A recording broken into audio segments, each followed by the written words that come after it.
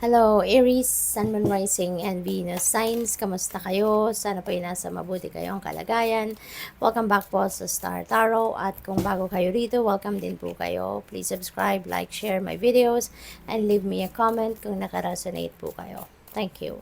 So, tingnan natin kung ano yung mga mensahe na kailangan ninyong marinig, at this time. So, first message ninyo, do not back down from opposition, show strength and fortitude. Okay? Maaari na meron dito mga kumukontra sa'yo, no? Meron sigurong mga, tawag dito, merong mga nang i-intimidate sa'yo, or merong nag-oppose, sa stand mo about a certain situation, yung ganon. So, ayan, wag mong atrasan, uh, wag mong i-avoid, kumbaga, bagkus harapin ninyo ito. Alright? So, we have increase your efforts if you want to achieve your goals. Okay? Very beautiful reminder para sa inyo. No? Tama lang, diba, na para ma-achieve mo, marating mo kung ano man yung goal mo, dapat talaga mag-effort ka, kailangan pagtrabahuan, kasi walang ganitong magiging resulta if you are not going to take action. 'Di ba? Walang mangyayari, walang tagumpay, 'di ba, na makakamit kayo if you are not going to work for it. Kung hindi kayo magtatrabaho for it, hindi kayo magsisikap for it, 'di ba? Wala namang kasing shortcut, 'di ba? Walang walang nagtatagumpay na hindi nagtatrabaho. Na alam mo yung hindi pinag-e-effortan yung kung ano man ang goal, 'di ba? So, we have successfully overcoming a problem. Napakaganda. Kasi finally, 'di ba, magiging magaan na din yung pakiramdam ninyo rito. Kasi mapagtatagumpayan nyo na kung ano man yung problema ang maaaring kinakaharap ninyo. Mahahanapan nyo na to ng solusyon, mahahanapan mo na to ng kumbaga way out, 'di ba? Kaya, good job kayo dyan. So, we also have horse, short journey. So, may travel, no? Pero, saglit lang to. It's either mabilis lang yung sadya ninyo, yung lakad ninyo ito, mabilis lang. Or, ano lang ito, malapit lang yung travel ninyo. Malapit lang yung pupuntahan ninyo. So, what else? We have acts, forces working against you. Ayan, so siguro, ito na yon, no? Ito yung mga nag-o-oppose sa'yo, yung mga kumukontra sa'yo, yung mga hindi nagugustuhan, siguro, kung ano man yung stand mo on a certain situation. So, ito, baka talagang ayaw nila, no? Ayaw nilang sumabay sa'yo, ayaw nilang mag-approve sa gusto ninyo, yung ganon. So, kaya maaring sila yung talagang gumagawa ng paraan para intimidating ka, kontrahin ka. So, what else? We have career, no? And that could be related to your trabaho, no? Baka office related, no, na issues. Ito, yung mga taong ito. So, what else? We have ring. A marriage will take place either romantic or business. Alright? So, pwedeng merong magpapakasal na, no? Ang iba sa inyo dito siguro is getting married.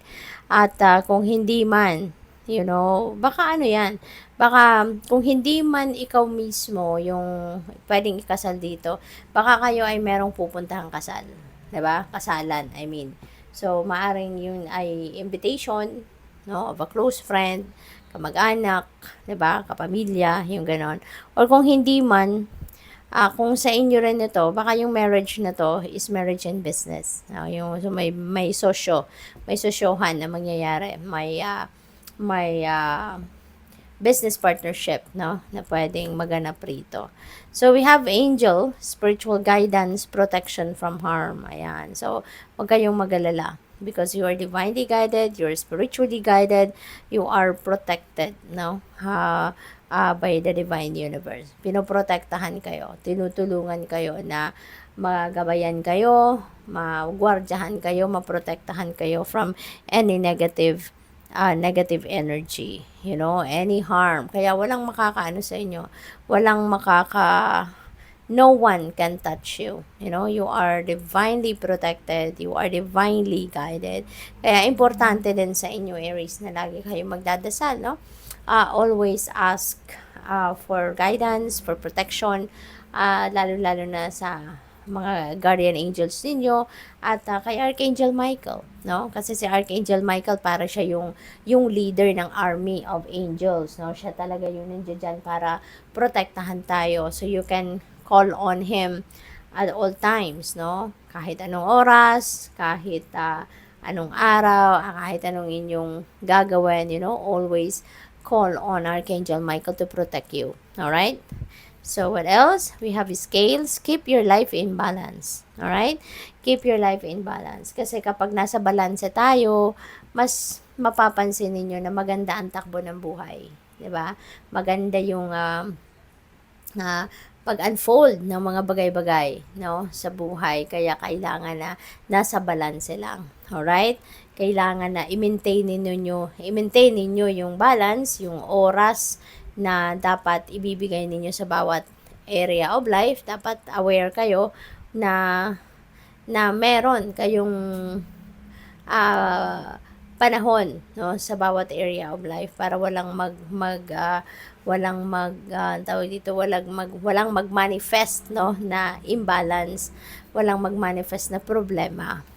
So, we have heart, love, deep affection, and caring. Ayan. So, siguro ngayon, no, love is in the air. For some of you, maaari kasi din na may marriage, di ba? So, talagang love will be, in the air, di ba?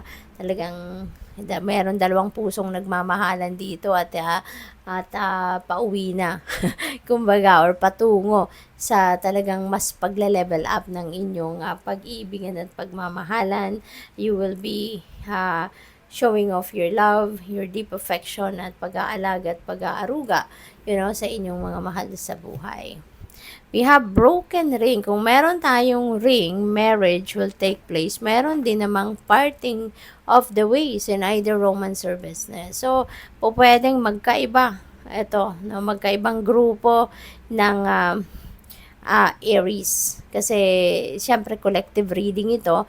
May mga mensahe dito na magre-resonate sa inyo. Merong hindi. 'Di ba? So, kaya pwede, no, na meron ang ibang Aries, merong mag-aasawa, merong magpapakasal, at meron din namang para sa iba, baka ito naman yung time, ito na yung punto sa buhay naman ninyo na maghihiwalay na. Kumbaga, you have tried everything to work, to make this work, no? Pero maaring wala na kayo ng pag-asa kasi pwedeng hindi nyo na talaga to, alam mo yun, yung wala nang symbiotic relationship between the two of you, or ginawa na ninyo ang lahat, nag-effort kayo ng bonggang-bongga, pero parang wala kayong nakikita pagbabago sa person ninyo. Kaya siguro, ito na yung point na masasabi ninyo na this is it. No? I'm not going to try anymore, no, or I'm not going to wait any longer kasi baka na-exhaust nyo na lahat ng effort na pwede ninyong gawin para maayos pa ang relationship, but maybe wala na, no? Kumbaga, ito na yung point of no return. So, we also have period of prosperity and abundance. Very beautiful. Kung ganito man, kung meron man paghihiwalay, kunyari, no, sa relationship or sa business partnership man, at least, dito, siswertehin din kayo. Kasi this is a period of prosperity and abundance, no? Pwede rin, ha? No? For some of you lang, hindi ito para sa lahat. So, just take as it resonates, okay? So, pwede rin, no? Na kaya kayo magkakaroon na din ng prosperity and abundance kasi pwede na yung person dito na makakahiwalay ninyo, baka sobrang magastos din ito, sobrang as in, maaaring kinukuha niya pati yung kita mo, kinukuha niya yung pera mo, or yung savings ninyo. So, maaaring napuno na kayo kasi, 'di ba, pinaghihirapan mong pera, nag-iipon ka, 'di ba? At maaaring ginagastos lang ng kung sino man itong makakahiwalay ninyo. No? So, pwedeng ganon. Kaya, yung paghihiwalay ninyo could open up new door para kayo ay maging masagana na sa pera, no? Mamamanage mo na ng maayos yung pera mo, magkakaroon ka na ng kasaganaan. Kasi, wala nang mandurugas, wala nang gastador, 'di ba? Yung ganon. So, but yeah, as I've said earlier, this is not going to resonate with everyone. Okay? So, it will just resonate with some of you, kaya kunin nyo lang kung ano yung sumasakto sa inyong sitwasyon. Otherwise, leave it for someone else. Okay? So, thank you for watching. Love and light. Namaste.